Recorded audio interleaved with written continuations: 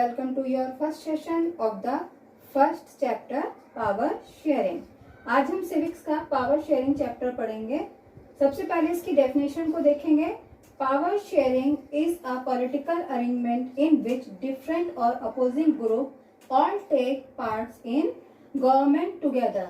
मतलब power sharing क्या है? एक ऐसा सत्ता का बंटवारा जिसमें पॉलिटिकल अरेंजमेंट किन किन के बीच हो, अलग या विरोधी ग्रुप के बीच में एक साथ मिलकर किसी सरकार का गठन करना ही पावर शेयरिंग कहलाता है।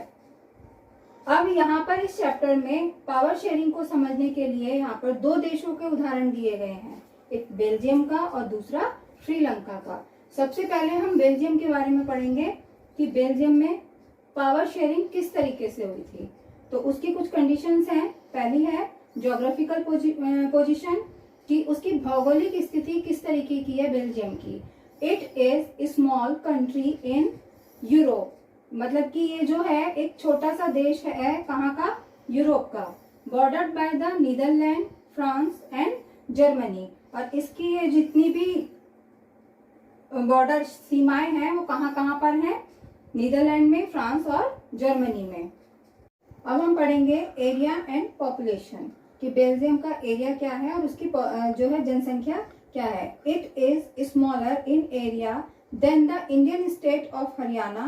It's population is a little over 1 crore, about half of the state of Haryana of the country's total population. मतलब कि इस क्षेत्रफल की दृष्टि से इसकी आबादी 1 करोड़ से थोड़ी सी अधिक है, यानी हरियाणा की आबादी के करीब आधी। एथनिक कंपोजिशन, एथनिक मीन्स होता है जातीय रचना। जातीय रचना को आप कैसे समझ सकते हैं कि किस किस जाति के लोग यहाँ पर रहते हैं। 59% live in Flemish region and speak Dutch, यानी 59% जो है फ्लेमिश क्षेत्र के लोग रहते हैं और क्या बोलते हैं? डच। मतलब कि जो फ्लेमिश रीजन में रहने वाले लोग हैं वो डच बोलते हैं। 40% live in Wallonia region and speak French and remaining 1% speak German. यहाँ पर क्या हो रहा है कि शेष 40% लोग जो बेलोनिया क्षेत्र में रहते हैं वे फ्रेंच बोलते हैं और शेष 1% लोग जर्मन बोलते हैं। बच्चों, इस एथनिक कंपोजिशन को हम इस तरीके से आसानी से समझ सकते हैं कि एथनिक कंपोजिशन मीन्स जातीय रचना, कि फ्लेमिश रीजन जो था उसमें जो पॉपुलेशन थी वो कितने परसेंट रहती थी? 59%। और लैंग्वेज क्या बोलती थी? डच। विलोनिया में 40% पॉपुलेशन थी और फ्रेंच बोलती थी। रिमेनिंग जो उसका बचा हुआ हिस्सा था उसमें 1% लोग रहते थे और वो जर्मन बोलते थे।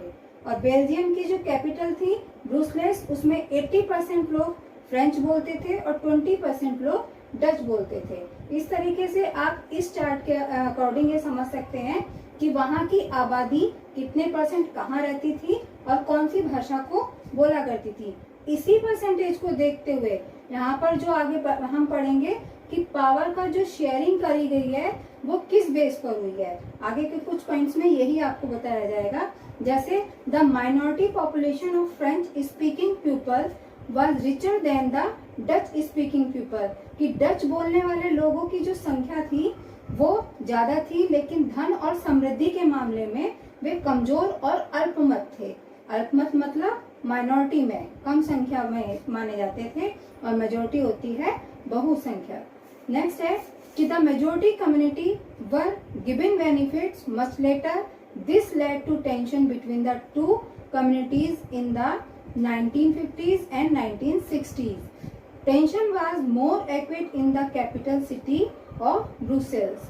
यानी कि जो यहाँ पर अल्पसंख्यक फ्रेंच भाषी लोग तुलनात्मक रूप से ज्यादा समृद्ध और ताकतवर थे, वहीं दूसरी ओर 1950 और 1960 के दशक में फ्रेंच और डच बोलने वाला जो समूह था उनके बीच आपस में तनाव होने लगा, मतलब टेंशन होने लगी। और इसी टेंशन का जो एक टकराव जो हमें दिखाई देता है वो यहाँ की इसकी बेल्जियम की कैपिटल ब्रुसेल्स में दिखाई देती है।